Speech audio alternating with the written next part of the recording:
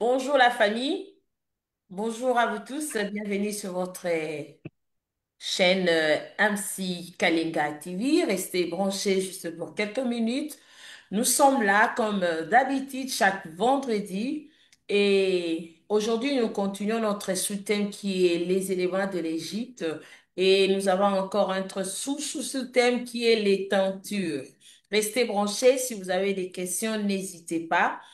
Posez-les-nous et si vous voulez participer, écrivez-nous sur notre page MC Kalinga TV. Nous sommes là, nous allons partager la parole.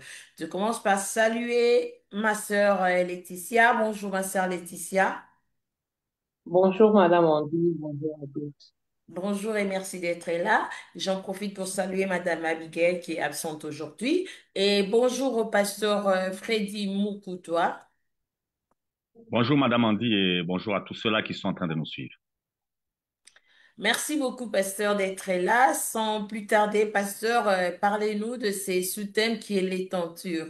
À vous la parole, pasteur. Merci. Merci beaucoup Madame Andy et merci à tous ceux-là qui sont en train de nous suivre.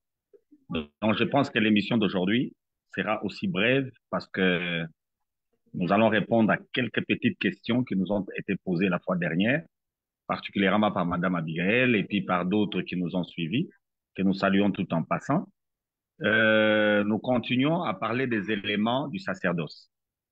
Dans les éléments du sacerdoce, comme nous l'avions dit, nous sommes en train pour l'instant de toucher aux matériels qui ont servi à fabriquer les tabernacles. Il y a du matériel qu'on a trouvé au désert, il y a du matériel avec lequel ils sont venus depuis l'Égypte. Alors pendant que nous parlons, nous sommes en train de toucher maintenant au matériel que le peuple a ramené de l'Égypte. La fois dernière, nous avons parlé de l'or et de l'argent, qui sont deux éléments que Dieu lui-même a demandé au peuple d'aller demander chez les voisins, si je peux faire cette répétition-là, et que en Exode 25, il a redemandé pour que cela serve à fabriquer le tabernacle. Et nous avons vu que ces deux éléments ont participé au lieu saint et au lieu très saint. Mais l'argent a participé aussi à l'enclos.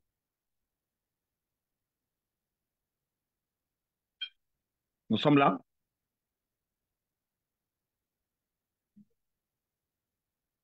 Est-ce que nous sommes là? Je ne sais pas si on a bougé. Donc, Oui, nous sommes là, pasteur. chez moi, c'est comme si ça avait arrêté. Alors, je disais, ces deux éléments de la fois dernière ont participé à la fabrication de la tente proprement dite. Parce qu'on a plaqué euh, l'acacia d'or dans la tente et au niveau du parvis, on a plaqué l'acacia d'argent. Et aujourd'hui, nous allons toucher aux teintures, c'est-à-dire aux étoffes qui ont été utilisées. On va en toucher deux avant que nous puissions rentrer à l'intérieur et voir qui était à l'intérieur. Nous voyons d'abord ce qui est à l'extérieur, les étoffes qui sont à l'extérieur. Nous avons la peau des dauphins et nous avons le fin lin retors.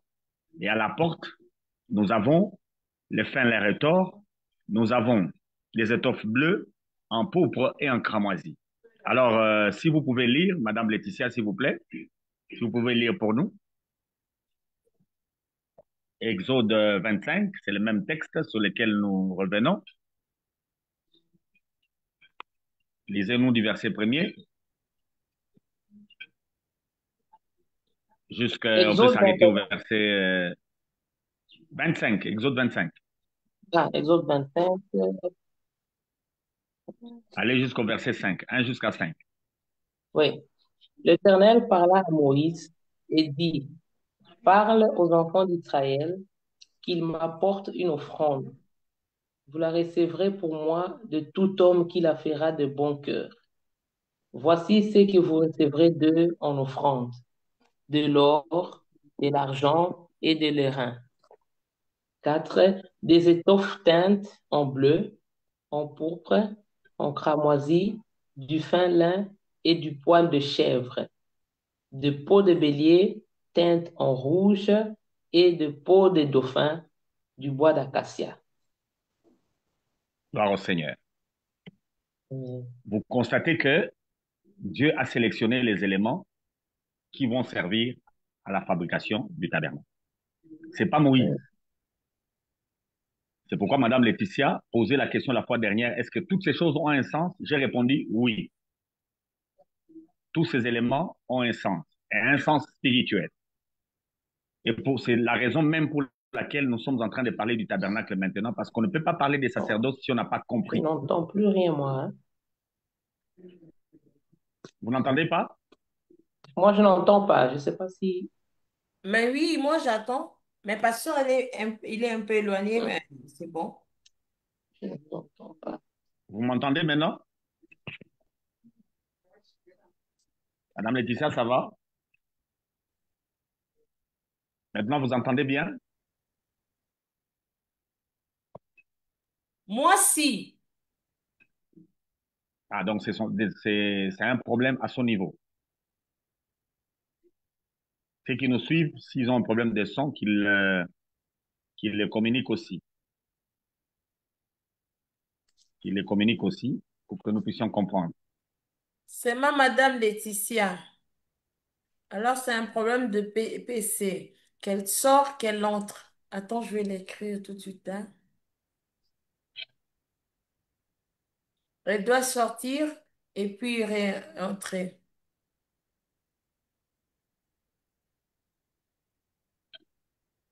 Pasteur, vous pouvez continuer. Merci beaucoup. Alors, j'étais en train de dire, euh, ces éléments, c'est Dieu qui les demande. C'est pas un homme.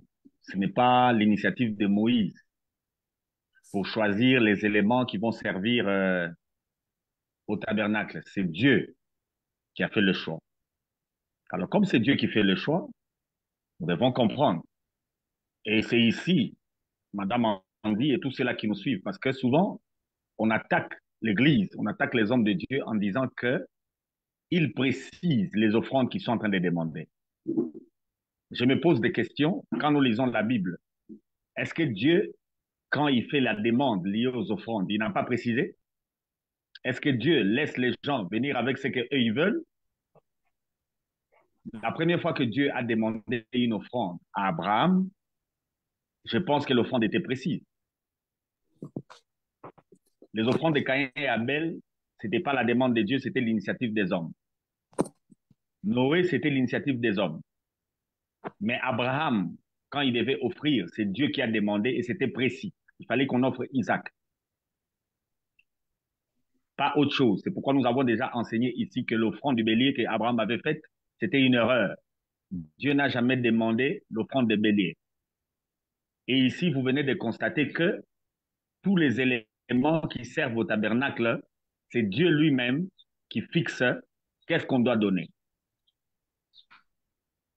Donc, quand on donne à Dieu, c'est correspondant à ce que Dieu lui-même demande. Parce que on lui donne ce que lui a donné. Nous n'avons rien venant de nous-mêmes, nous avons tout reçu de lui, et c'est comme ça qu'il peut nous les redemander, selon le besoin de la cause. Donc, il faut éviter les critiques qu'on lance sur les hommes de Dieu, ou bien sur l'Église en général, quand l'Église vous fixe ce qu'il faut donner. C'est selon les besoins que l'Église peut fixer une offrande. Donc, ça s'appelle libéralité certainement. Cependant, l'Église peut dire clairement ce dont on a besoin et les fidèles peuvent le donner. Si ce n'est pas l'Église, ça peut être, quand je parle de l'Église, je parle de l'organisation Église. Ça peut être aussi une personne que vous recevez, et ce que vous devez lui donner est clairement défini par l'Éternel lui-même. Si vous ne donnez pas cela, ce que vous allez donner serait une erreur. Donc, à ce niveau ici, j'espère que vous m'avez compris et que nous n'allons pas débattre. Ou bien, si vous voulez y débattre avant que j'évolue, Vous touchez à ça et puis on évolue. Madame Letty, maintenant ça va? Maintenant, je vous entends, oui. Ok. Je ne sais pas si vous avez une question sur base de ce que le pasteur venait à peine de dire sur le jour 30. Comme j'ai pas entendu la moitié du contenu que le pasteur a dit, donc je sais pas trop Gloire au comment je Seigneur. peux. Oui, j'ai C'est pas qu'on y suivi. reviendra. On y reviendra Mhm. au fil Et après. de l'émission. Oui, Donc, vous constatez que c'est Dieu qui a fixé ce qu'on doit donner. Donc, la critique lancée sur les hommes de Dieu qui fixe quelle offrande on doit donner, souvent cette critique n'est pas fondée. Parce que c'est Dieu qui définit ce qu'on doit lui donner. Les hommes n'ont pas donné comme eux pensaient, parce que c'est Dieu qui connaît ce qu'il faut donner et c'est Dieu qui sait ce qui doit être remis. Alors, vous allez constater ici que, il y a beaucoup d'éléments qui ont été demandés, entre autres la peau des dauphins au verset 5 et les fins l'air retors au verset 4. Ces deux éléments, c'est de ça que je vais parler.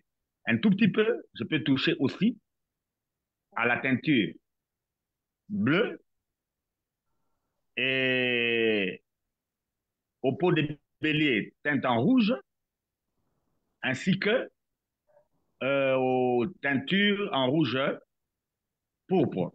Je vais toucher à ça parce que ça se trouvera sur l'image qu'on va nous montrer tantôt là. Ici, je vais parler de qui? Quand on parle du sacerdoce, il y a ceux qui sont à l'extérieur et ceux qui sont à l'intérieur. Aujourd'hui, je suis en train de toucher aux personnes externes au sacerdoce, ceux qui sont en dehors. Le chrétien, c'est celui-là qui est fait sacrificateur de Dieu. Il a fait de nous un royaume et des sacrificateurs pour l'éternel. Alors le païen, ou bien celui qui ne croit pas, c'est celui qui est dehors. Toute personne qui était en dehors, qui n'était pas sacrificateur, qui n'était pas lévite, qui s'est trouvé en dehors du tabernacle, voilà l'image qu'il avait. Il avait l'image de la peau de dauphin, il avait l'image de la teinture, euh, du fin lin retors. Ce sont les deux images que la personne avait. Et c'est de ça que nous allons parler en ce moment. Si vous regardez bien l'image que Madame Andy est en train de nous donner, Madame Andy, prenez l'image du dehors, de l'ensemble. Présentez-nous l'image de l'ensemble du tabernacle, de l'ensemble avec l'enclos. Cette image-là va nous aider. Pas cette image ici, parce que sur cette image, on n'a pas respecté les couleurs. Les images que moi, je viens voilà, cette image ici, c'est la bonne. Vous allez constater que, en regardant les tabernacles comme vous le voyez là, l'enclos est tout en blanc. L'enclos que vous regardez est tout en blanc. Ça, ce sont les fins lin retors. C'est la tenture en fin lin retors. Vous allez constater que la porte du tabernacle a quatre couleurs. Et là, le bleu, et là, le rouge pourpre, le rouge cramoisi, un peu de blanc. Et vous allez constater que au niveau de la tente proprement dite, les deux images en bas, vous allez constater que tout est noir et sombre. La première tenture qui apparaît, c'est une tenture qui est sombre. Mais dans la première image en haut, vous constatez qu'en dessous de cette teinture sombre, vous avez le rouge pourpre et vous avez le blanc aussi en bas. Mais au-dessus, nous avons, c'est là où Madame Andy est en train de nous montrer.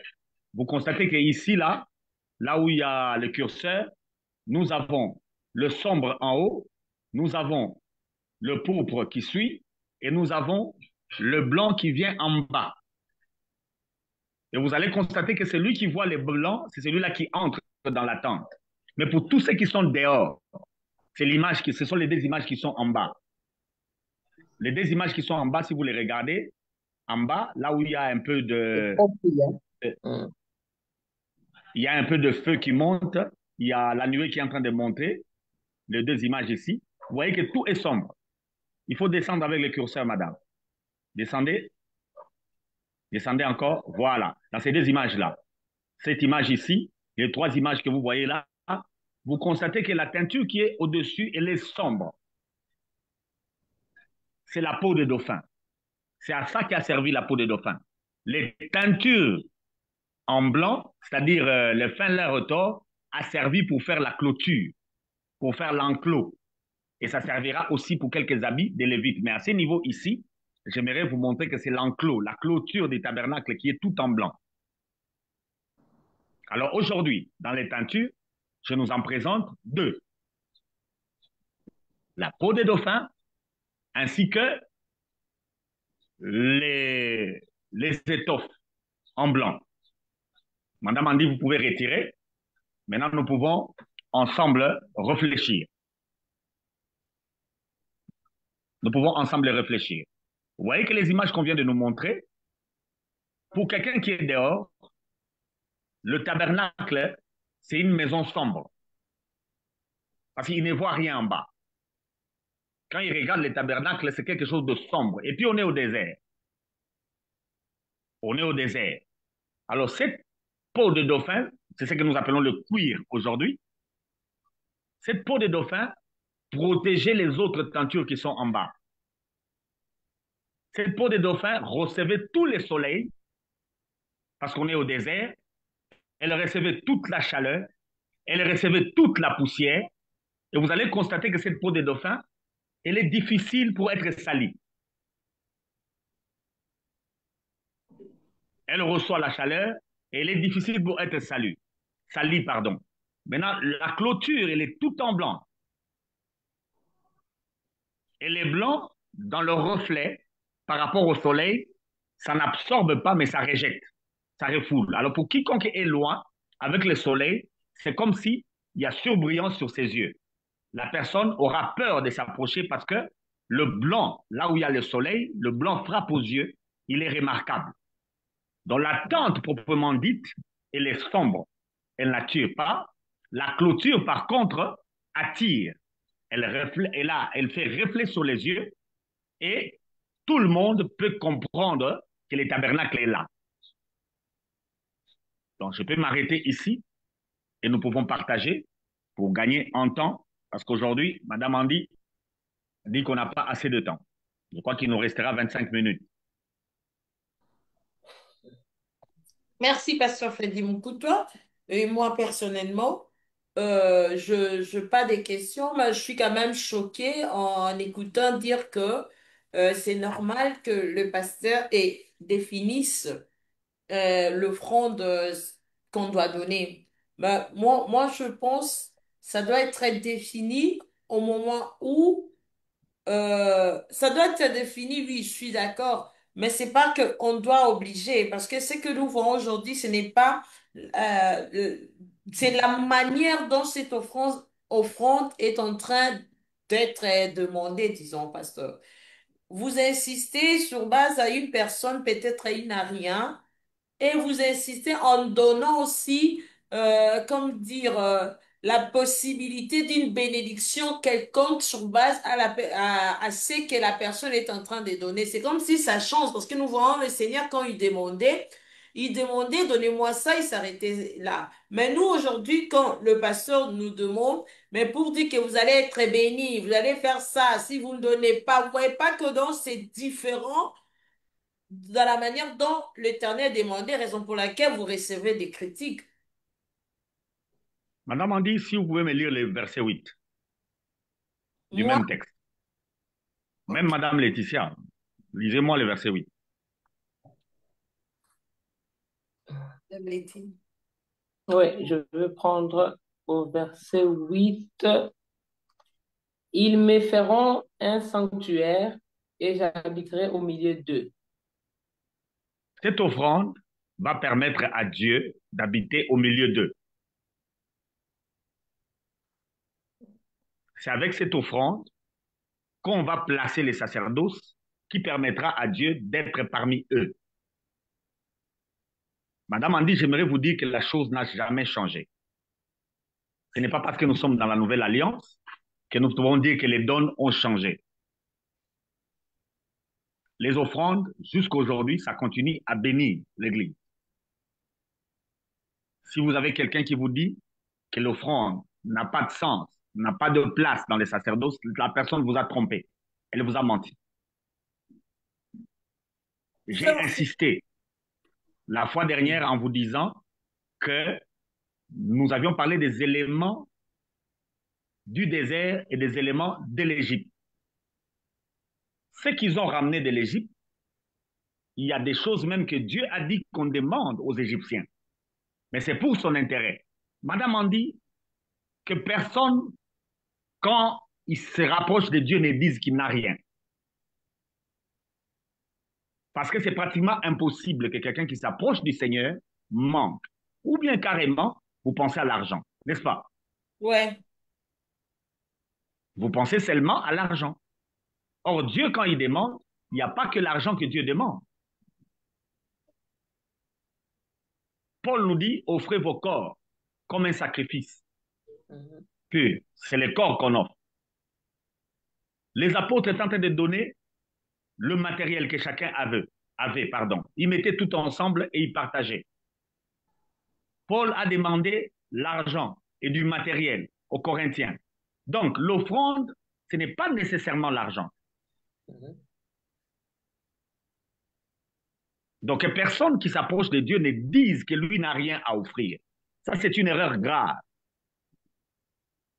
Mais la précision dans les textes, c'est que les gens devaient donner, au premier verset, Madame Laetitia, si vous pouvez recommencer, les gens qui donnent, ils donnent comment? Au deuxième verset, pardon. Deuxième verset. Deuxième verset, parlez aux enfants d'Israël qu'ils m'apportent une offrande. Vous la recevrez pour moi de tout homme qui la fera de bon cœur. Une offrande. On n'a pas dit plusieurs offrandes. On a cité plusieurs choses, Mhm. n'est-ce pas? Ça ne Mhm. signifie pas que tout le monde avait de l'or, ça ne signifie pas que tout le monde avait de l'argent, ça ne signifie pas que tout le monde avait de l'airain. Il y a celui qui avait de l'airain, celui qui avait de l'or, celui qui avait de l'argent, celui qui avait des étoffes teintes en bleu, il y a celui qui avait de l'onyx, ainsi de suite. Chacun avait ce qu'il avait. Mais il fallait donner des bons cœurs. Chacun devait donner une offrande. Donc, c'est une erreur que quelqu'un dise qu'il n'a rien. Mhm. pasteur, Parce que Mais nous ne pasteur, donnons que ce que nous moi, avons. je veux essayer un peu Oui. de rebondir sur ce que vous venez de dire. Voilà, nous venons à l'église et comme principe, on nous dit toujours d'apporter une offrande. Alors, si j'ai bien compris, l'offrande n'est pas nécessairement une somme d'argent qu'il faudrait apporter. Si je n'ai rien, je me présente tel comme une offrande à Dieu, je viens. Mais parfois, il y a des prédications où on te dit, tu ne peux pas venir à l'église sans pour autant donner des choses comme ça. Je pense que plusieurs personnes se culpabilisent aussi à l'idée d'aller à l'église sans pour autant avoir une somme ou quelque chose qu'ils doivent donner. Les gens pensent toujours qu'une offrande, c'est vraiment l'argent qu'il faudrait apporter.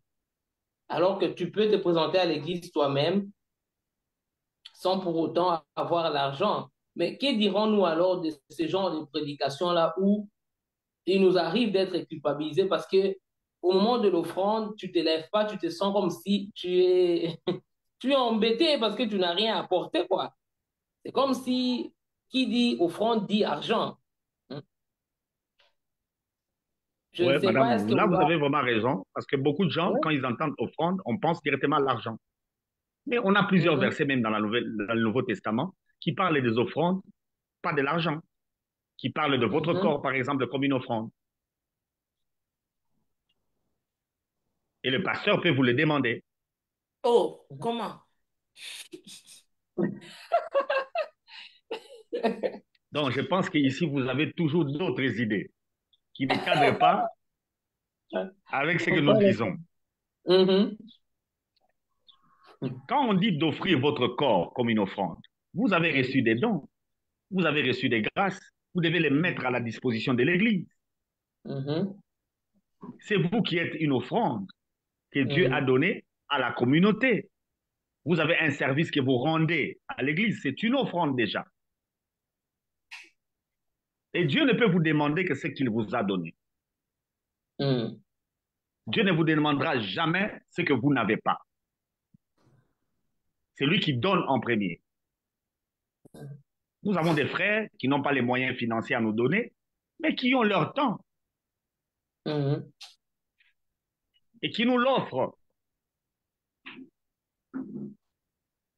Alors, Madame Laetitia, vous ne devez pas être culpabilisée ou bien vous ne devez pas être dérangée du fond de vous-même. D'argent, il ne vient pas à l'église parce il va se retrouver mal à l'aise. Mhm. L'offrande n'est pas nécessairement un matériel. Pas nécessairement. L'offrande n'est pas nécessairement l'argent. L'offrande peut être plusieurs choses que l'Éternel vous a données et qu'il vous demande. Mon problème, ce n'est même pas donner qu'on vous demande. Mon problème, l'insistance. C'est ici l'Éternel c'est fini de porter quelque chose, mais il n'a pas dit, toi, Madame Letty, tu dois me donner ça. Pasteur Freddy, vous allez me donner ça, ça, ça. Non, il a dit ce que nous avons. Mais aujourd'hui, ce que nous voyons, c'est contraire à ce que vous êtes en train de nous dire. Madame Andy, il n'a pas dit ce que vous avez. Il a précisé l'or. Il a précisé l'argent. Il a Ok, précisé les... mais Celui qui a l'or il donne n'a pas l'or. précisé les kilos. Pour dire, il n'a pas précisé le montant. Je ne sais pas si je me fais comprendre. Je Mhm. comprends. Il n'a Moi, je pas comprends précisé les aussi. montants. Donc, moi, je peux offrir ce que je vis, que ce que j'ai, je donne. Mais aujourd'hui, comme dit Madame Letty, on me précise, donc, tu dois donner tout ton salaire. Tu dois donner 1000. Tu dois donner, peut-être, en réalité, la somme dont vous me demandez, j'en ai pas, mais j'ai cette bonne volonté d'offrir. J'ai l'argent, je peux avoir 1 euro, je peux avoir 1000 euros, mais la manière de, cette précision de somme, moi je trouve ça, c'est un peu exagéré, je ne sais pas, pasteur. Merci. Dans la Nouvelle Alliance, offrande signifie libéralité. Si vous lisez les textes du Nouveau Testament, l'offrande est une libéralité, c'est-à-dire tu donnes ce que toi tu penses, mais ce que tu as. Mais ici, je voulais insister sur le fait que l'Église est bénie par les offrandes. Et on ne donne que ce que on a et on doit le donner avec bon cœur. Alors ne critiquez pas le pasteur parce qu'il a fixé ce qu'il faut donner. Mais ici, je n'encourage pas la cupidité. Mais je décourage les gens qui pensent que si le pasteur fixe ce qu'il faut prendre, il devient voleur. C'est ce que je suis en train de décourager. Ok. Là, je suis d'accord avec vous, pasteur. Parce que C'est ce que je suis en il train de faut une décourager parce que, précision. À un certain moment, il faudrait préciser les choses. Parce que voilà, parfois, si on dit donne ce que tu as, hein, on sait comment ça fonctionne. Donc, voilà, notre Dieu, c'est un Dieu de précision aussi. Si Dieu a inspiré voilà. à son serviteur de préciser une telle somme, je pense qu'il faudrait le respecter comme il avait fait dans l'Ancienne Alliance. Il a précisé les objets qui devaient être pris pour le sanctuaire, pour qu'il puisse habiter au milieu de son peuple. Mais lorsqu'on parle au verset 8, j'ai du mal avec ces versets parce que Dieu n'habite pas dans un bâtiment. L'église, c'est pas un bâtiment, comme on dit. Donc, dans le temps, Dieu avait peut-être dit que non, pour que lui il soit là et tout, parce que c'était comme ça. Mais maintenant, on n'est plus dans ces temps-là. Donc, je ne veux pas dire que non, on doit donner, on doit faire ceci parce que sinon, Dieu ne sera pas là, non. Hein? Sinon, Dieu ne sera pas là. Est-ce que Dieu se trouve dans un bâtiment pour qu'on essaie d'entretenir ce bâtiment? Non. Ou pour qu'on paye le loyer de ce bâtiment parce que sinon, Dieu va partir si on ne le fait pas. Merci beaucoup. Nous y arriverons. Je crois qu'on a déjà traité aussi de ça. Tentes, je crois que c'est l'année passée, hein.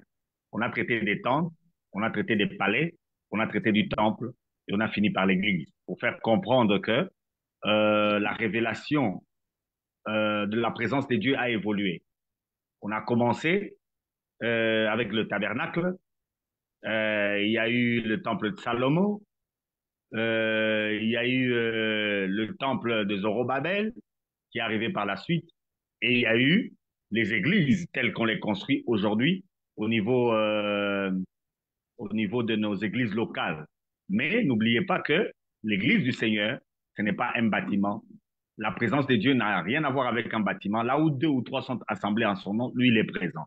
Voilà ce qu'il faut retenir, Madame Laetitia. La présence de Dieu ne dépend pas des murs ni des briques. Cependant, elle dépend des deux personnes qui se mettent ensemble. Et l'offrande, on ne la donne pas d'abord pour les bâtiments. L'offrande, on la donne pour l'Église en tant que corps. C'est comme ça que dans Actes des Apôtres, vous allez constater qu'ils mettaient tous ensemble de sorte que personne ne manquait de rien. Ce sont les gens qui se mettent ensemble et qui constituent l'Église. Ce n'est pas les bâtiments qui constituent l'Église. Les bâtiments, on peut le vendre, on peut le casser. Pasteur, merci. Mais j'allais aussi poser une question. Pourquoi seulement le tissu blanc pouvait couvrir le tabernacle et non de cramoisi, non l'âtre? C'est là où nous allons travailler aujourd'hui, bien qu'on n'a pas assez de temps, mais vous allez me permettre d'y aller. Les teintures blanches, je venais de dire, avec le reflet du soleil, même dans la nuit, parce qu'il y avait la colonne de feu qui se répandait, le blanc était toujours visible, n'est-ce pas? De loin, tout le monde pouvait voir qu'il y a quelque chose là. Et le blanc, on l'avait déjà dit, c'est l'image de la sainteté. Et cette image de la sainteté faisait que on ne pouvait pas s'approcher comme on veut. C'était remarquable qu'on ne peut pas s'approcher comme on veut. Qu'est-ce que cela veut dire aujourd'hui? Qu'est-ce que cela veut dire? Le Dieu que nous prêchons, le Dieu que nous prions, c'est un Dieu qui est saint. On ne peut pas s'approcher de lui comme on veut. Nous pouvons chercher Dieu en tâtonnant, mais nous ne pouvons pas servir Dieu en tâtonnant. Ça ne peut pas se faire. Nous sommes liés à un Dieu qui est saint. Sa sainteté est remarquable de loin. Et Jésus nous a dit, nous serons ses témoins dans le monde, et ceux qui nous observent, ça c'est Pierre qui l'a dit, que ceux qui nous observent doivent voir les bonnes œuvres qui sortent de nous, c'est-à-dire cette sainteté qui sort de nous. Aujourd'hui, les témoignages de l'Église posent problème parce que quand on regarde l'Église, on ne sait pas différencier l'Église et le monde. La sainteté de l'Église a disparu. Le païen qui regarde l'Église est à l'aise. C'est comme si le chrétien et le païen, c'est la même chose. Ce sont les mêmes comportements. On ne sait pas qui est mis à part et qui ne l'est pas. Or, Paul a dit aux Corinthiens, quand le païen doit venir parmi vous, il doit arriver au point où il se reproche de tout en vous regardant et en écoutant les paroles qui sortent de vous, des paroles de prophétie, et qu'il rentre en lui-même et qu'il puisse changer. Les femmes, les hommes dans leur foyer ne sont pas saints. C'est difficile que les conjoints se convertissent à cause de son conjoint. Ils ne voient aucune sainteté. Les enfants ne voient aucune sainteté sur les parents qui sont convertis. Les parents qui sont convertis, qui ne sont pas convertis, ne voient aucune sainteté sur les enfants qui se disent convertis. Au travail, le chrétien ne présente aucune sainteté. Or, l'enclos du tabernacle, c'est ça la présence même de Dieu. De l'extérieur, celui qui observe doit voir la sainteté. Nous l'avions déjà lu ici, les textes des Actes 11. C'est en regardant les disciples que les gens ont dit ils sont comme Christ et le mot chrétien a apparu. On a vu des hommes, on a vu qu'ils sont saints comme Jésus. C'est bien bon de dire que tu es chrétien, c'est bien bon de dire que tu es juste, mais quel est le reflet que tu donnes? Quand la lumière vient vers toi, qu'est-ce qu'on voit? On a des chrétiens, des couples fiancés chrétiens qui ne se mettent que dans le noir. Jamais ils s'assoient là où il y a la lumière. Pourquoi?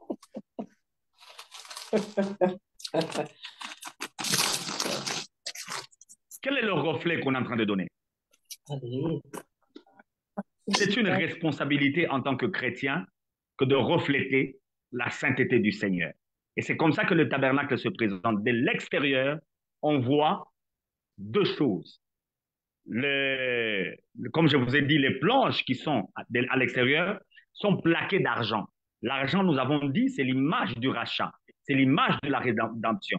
Quand vous avez l'évangile pour gagner les âmes, vous devez prêcher l'évangile d'amour, l'évangile de la grâce, l'évangile qui permet aux gens d'être sauvés. Vous leur présentez le rachat par le sang de Christ. Mais ces gens-là doivent voir la sainteté qui sort de vous. Pourquoi les gens ne sont plus sauvés avec les messages de l'évangile? Parce que celui qui prêche l'évangile est contredit par sa vie. Il prêche l'évangile, mais sa vie est en train de contredire ce qu'il prêche.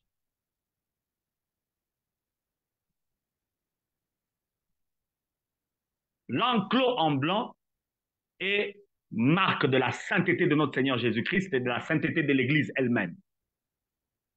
L'Église doit être sainte. Je ne parle pas de la religion.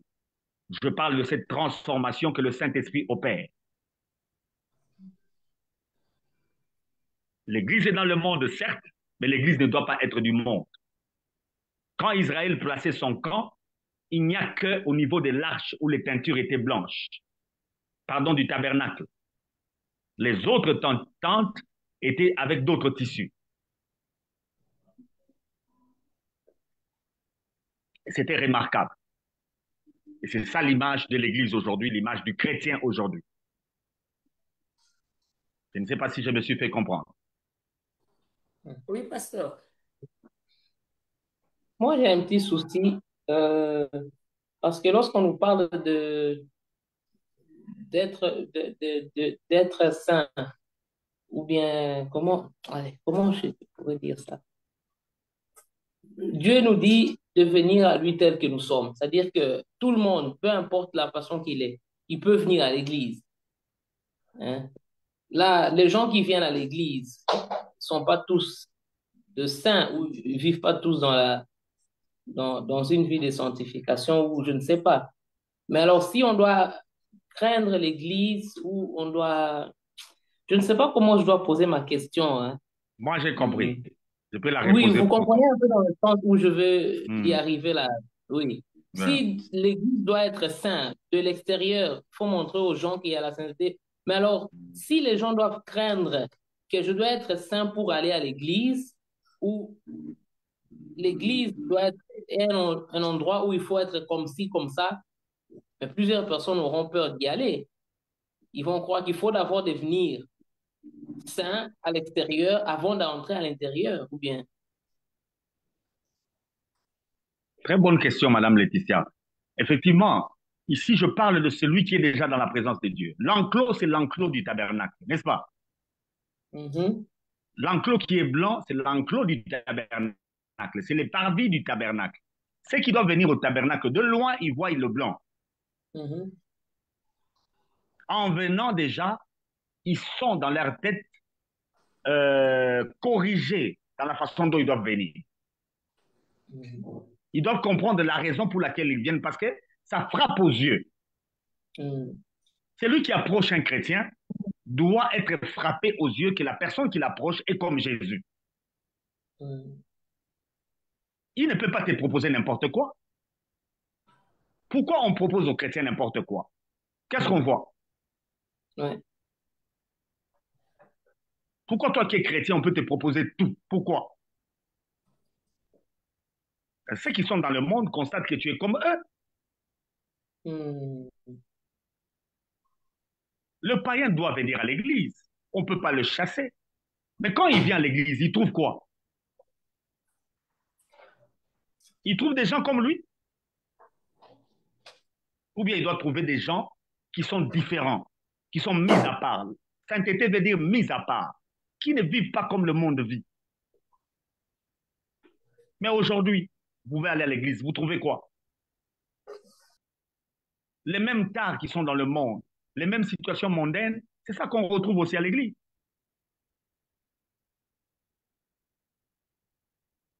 Alors pourquoi le nouveau ne change pas?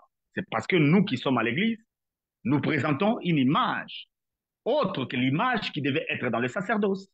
La première image au sacerdoce, c'est le blanc là.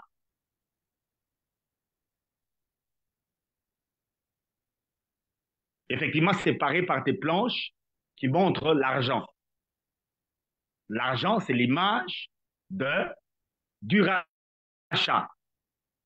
La sainteté que nous avons n'est pas une sainteté des œuvres, c'est une sainteté de déclaration. C'est Dieu qui nous a fait saints par Jésus.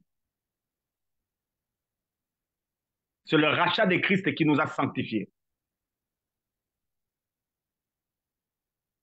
Je pense que là, je me suis fait comprendre. Oui, pasteur, c'est clair. Madame Letty? Oui, oui, je comprends, pasteur. Oui, c'est exactement ça. Oui. Pasteur, Ça, c'est le premier élément pour aujourd'hui. Le deuxième élément, c'est la peau des dauphins. Mm. Vous allez constater qu'au tabernacle, la tente est élevée. Maintenant, à l'intérieur, pour quelqu'un qui est à l'extérieur, l'enclos est de 2,50 m de hauteur. On va en parler prochainement.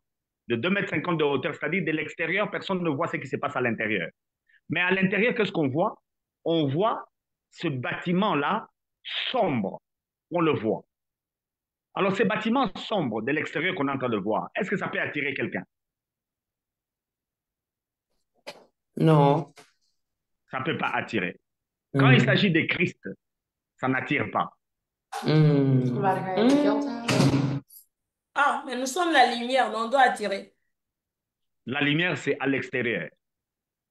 C'est ça l'enclos. La sainteté. L'enclos, c'est effectivement ça la lumière, la sainteté. C'est ce qui montre une différence. Mais pour quelqu'un qui est de l'extérieur, quand il vous regarde l'église, ne pensez pas qu'il sera attiré par ce que nous faisons. Ce que nous faisons ne peut pas attirer. Il faut que quelqu'un entre à l'intérieur pour comprendre ce que nous vivons. Tant que le païen est païen, il ne comprendra pas ce qu'il y a à l'intérieur. Aujourd'hui, l'église est devenue une église qui attire. Et c'est dangereux. On met en place des choses, une bonne musique, un bon bâtiment, de beaux vêtements. Tout ça là, ici, ne sauve personne. Ce sont des choses qui frappent aux yeux du païen, qui attirent le païen, mais le païen là ne sera pas sauvé. Il faut faire entrer le païen à l'intérieur pour que le païen comprenne réellement ce qui se passe.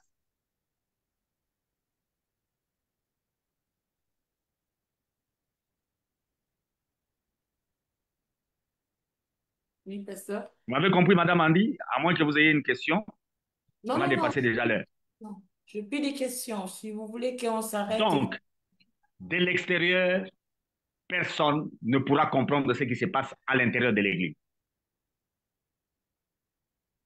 Et en tant que chrétien, vous n'avez pas à travailler l'extérieur pour approcher les gens du Seigneur. Ça ne peut pas se faire. C'est l'intérieur qui doit être travaillé. Et le païen que vous voyez là, vous devez lui évangéliser, lui prêcher l'évangile pour que lui aussi entre. C'est pourquoi la porte que vous voyez, on va parler de cette porte-là prochainement. La porte que vous voyez là, c'est l'image de Christ lui-même. Il n'y a qu'une seule porte au tabernacle, il n'y en a pas deux. Et la porte que vous voyez, elle a 4 couleurs. On va en parler, les 4 teintures là.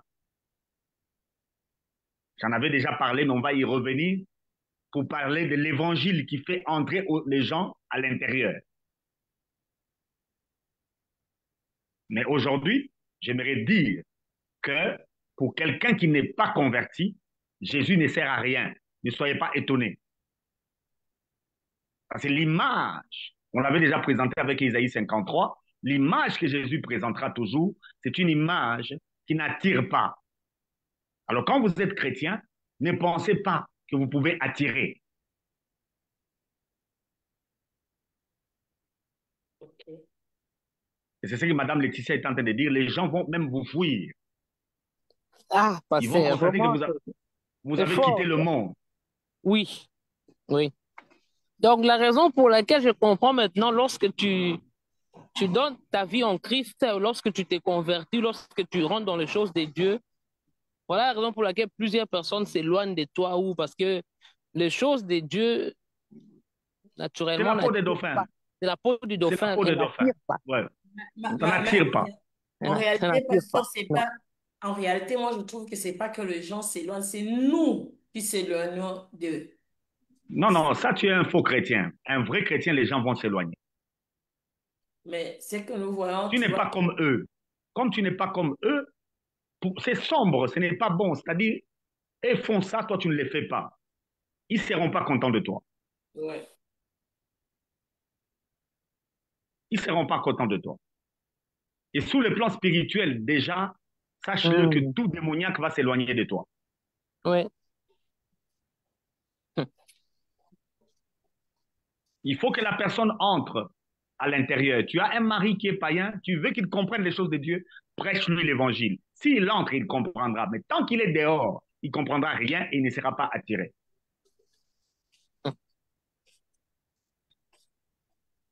C'est comme ça qu'on raconte cette histoire d'un colonel de l'armée qui est en train de suivre les cultes dans une église. Subitement, il est touché par la parole. Il passe devant.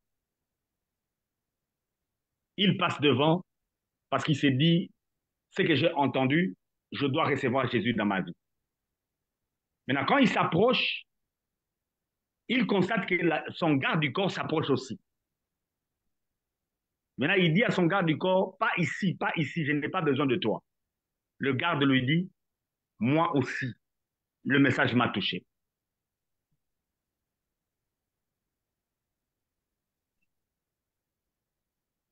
Donc, on ne peut s'approcher que si on est touché par les messages.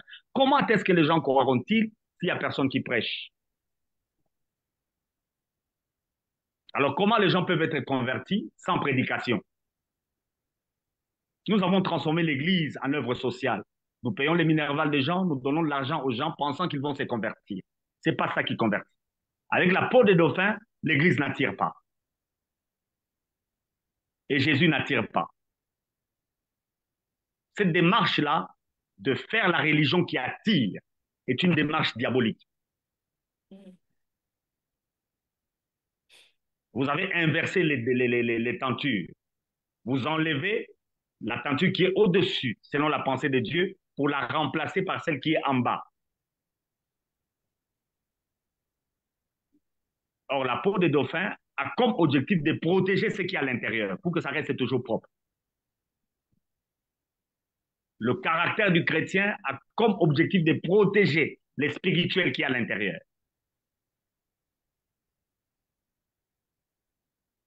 C'est comme ça que Jésus a aussi porté le corps, la tente, c'est ça la peau de dauphin. Et il l'a crucifié à la croix. Et la croix est un scandale. La croix est une folie. Ça ne peut pas attirer. C'est la peau des dauphins.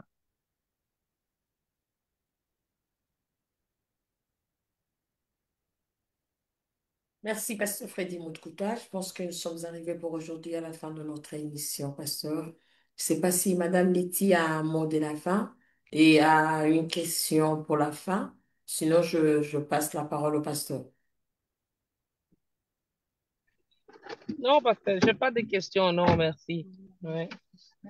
Ok, merci beaucoup, Madame Laetitia, d'être là. Je remercie aussi mon frère Daniel Lessugiste qui nous suit toujours et merci pour vos questions. Je remercie aussi Madame Abigail qui est ensemble avec nous ainsi que tous, sans oublier mon frère Franck et Pasteur Reddy, votre mot dès la fin pour aujourd'hui. Merci. Donc, prochainement, que nos amis soient là, nous allons entrer par la porte, parce qu'il n'y en a qu'une seule. Nous allons voir cette porte-là avec ses couleurs. Nous allons entrer par la porte. Il n'y en a qu'une seule. Merci, Pasteur.